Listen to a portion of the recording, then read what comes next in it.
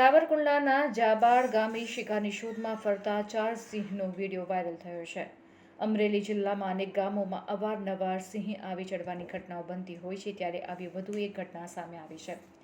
જંગલ વિસ્તારની આસપાસ નજીક આવેલા ગામડાઓમાં અવારનવાર સિંહ આવી ચડતા હોય છે, ત્યારે સાવરકુંડલાના જાબાળ ગામે ગત રાત્રિના સમયે 4 સિંહ શિકારની શોધમાં આવી ચડ્યા હતા અને ગામના રસ્તાઓ પર આંટાફેરા કરતા જોવા મળ્યા હતા.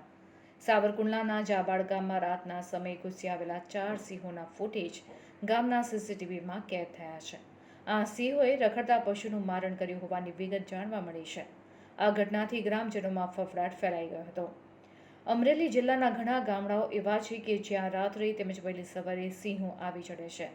જંગલનો રાજા જંગલ છોડી હવે રેવન્યુ વિસ્તારમાં શિકારની શોધમાં આંટાફેરા કરતા જોવા મળી રહ્યા છે, જેનાથી ગ્રામજનોમાં ભયનો માહોલ સર્જાયો હતો.